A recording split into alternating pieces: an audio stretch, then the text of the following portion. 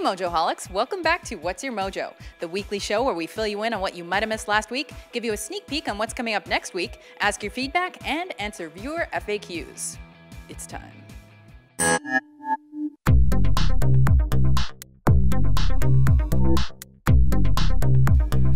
In case you missed it, this week we published Top 10 Lethal Actors. Those are those badass actors who look like they could kill a guy just by looking at him. And for this one, we're not talking quantity, but quality. A guy's gotta have some good quality kills to make our list. We also did Top 10 Chemical Brothers songs. So if you wanna check out some of those block rockin' beats, better watch that video.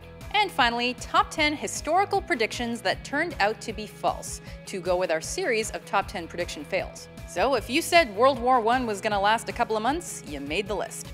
If you said man will never make it to the moon, you're on the list. Or if you said that balloons are the only way people are gonna fly through the air, you bet your ass you made the list. So check it out to judge on some misguided folks. We're 2/3 of the way through August, and whether that means the warm weather's winding down, the warm weather's winding up, or you have to go back to school, or you're just gonna be turning the page on the calendar pretty soon, time is flying by. But what better way to spend that time than with a Mojo-thon? And this weekend is jam-packed. As of tomorrow, you will be seeing the latest in the WatchMojo arsenal of series. Top 10 video games per generation. We'll be going from the 3rd to the 7th, and finally to the all-time list next Thursday. For those morbid TV fanatics out there, we've also got Top 10 TV depictions of the Grim Reaper also coming out on Saturday. Whether he's wearing a cloak and carrying a scythe, or dressed in a snappy suit, these guys are TV's best shot at representing death. Creepy. Top 10 Block Party songs comes out on Sunday. This Modern Love, Helicopter, Signs, which came out on top. Check it out so weekend. Are you guys ready for some trivia? Let's do it. Who was the first actor to be cast as Doctor Who to have won an Academy Award? John Hurt, Peter Capaldi, David Tennant, or Christopher Eccleston? You are correct if you said Peter Capaldi, who won his Oscar for Best Live Action Short Film for his short, Franz Kafka's It's a Wonderful Life. If you want to test your knowledge on that or anything else, head over to WatchMojo.com/trivia. Anyway, I'm talking to you about Doctor Who because tomorrow, August 23rd, is the premiere of the 8th season of the rebooted version of the show. So if you want to check out some timey-wimey stuff, check these videos out. Doctor Who franchise retrospective, Top 10 Doctor Who Doctors, Top 10 Doctor Who Villains, Top 10 TV Replacement Characters, Top 10 Time Machines from Pop Culture, Top 10 TV Devils, Top 10 Saddest TV Deaths, Top 10 Alien Races from TV, Top 10 Movie and TV Fandoms, and many, many more. Also, don't forget to head over to WatchMojo.com/calendar to see thousands of our older, equally timely videos. And while you're there, make sure to vote on the topics that matter most to you so we can tailor our future videos to your tastes. Before we ask you guys your opinions on a few of our lists, we thought we'd let you see where your hard work gets you. Top 10 Underwater Movie Fights comes out today, Top 10 David Bowie Songs comes out tomorrow, and Top 10 Cult Classic Action Movies comes out next Friday. Thanks again for your help in choosing those lists. But we have even more lists in need of your input this week. It's all video games all the time, this time around. To start, Top 10 Video Game Forest and Jungle Levels. So if you love making your way through the Viridian Forest, or prefer the jungle hijinks of Donkey Kong Country, better get to voting on your fave. Next up, Top 10 Video Game Sky and Cloud Levels. Do you like taking rainbow rides with Mario? How about a cloud top cruise? Then cruise on over to the Suggest page and have your say. How do you feel about Top 10 Spooky Video Game Levels? What creeps you out most? Scarecrow's World in Arkham Asylum? Call of Duty's Nazi Zombies? Or the moon in Legend of Zelda Majora's Mask? I'm terrified just thinking about them. Now, off the video game theme, we've got Top 10 actors that can pull off a foreign accent. You know how for the longest time I didn't know Christian Bale was an American. Oh, good for you! So there. Let us know who you think is the best at faking an accent. And finally, Top 10 enigmatic/mysterious people. These are those people in history that we don't really know that much about, and we might not actually even know their identity for sure, like Jack the Ripper or D.B. Cooper. So if you like a good mystery, get to voting on that one. And as always, be sure to head over to WatchMojo.com/suggest to let us know what you think. And while you're there, make sure to exercise your right to vote on any other lists you might have an opinion on. Hey Mojoholics, it's now time to dive into the wormhole that is the FAQ section of the show. With me as always is Dan to help answer your very important questions. Hiya, let's get right to it.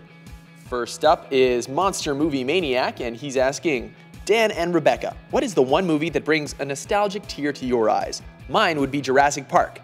As soon as Hammond says, there it is, and that signature song starts playing, I transform into a little kid. It was the first real film I saw as a child and has played a big role in making me into the aspiring screenwriter and director that I am today. So this is gonna sound like a cop-out answer, but it's really my actual answer, Jurassic Park. And the exact same scene. When they see the brontosauruses or brachiosauruses or whatever, those really tall ones with the necks, I'm like, and I'm like, this is stupid, there's nothing sad happening, but it just gets me every time and I feel lame. I think he's talking about when they're in the helicopter and they're like all chatting about like, you know. Yeah, okay, I get it. But okay, so mine's when they see the, you know. Brontosaurus.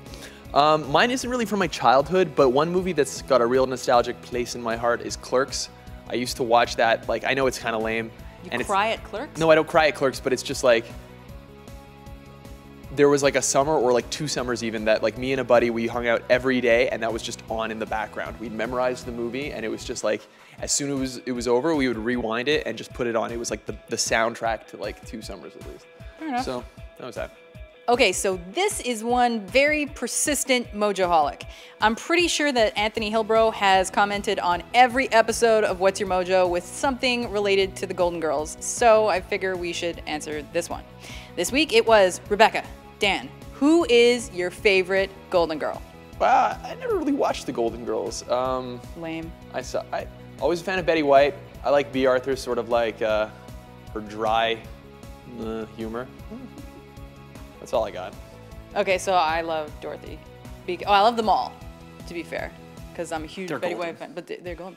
But yeah, I relate to Dorothy because of her sarcastic wit and really low voice, so that's why Dorothy is my favorite. Nice. Alrighty, last question. JKM411 wants to know, Dan and Rebecca, if you could have a conversation with a celebrity, who would you choose? Well, this is a difficult question because there's no criteria there. I don't know if he means alive or dead. So I will go to my old standby of Tina Fey because I feel like we'd have some things to talk about. I feel like we were simpatico. I watched the hell out of 30 Rock, so I just keep making her own jokes back to her, so she'd probably get real nice and annoyed at me, but what are you gonna do? Yeah, on to you. My answer is pretty lame too. Who says two? Move on. As well. I don't know, I think I would go with Jon Stewart.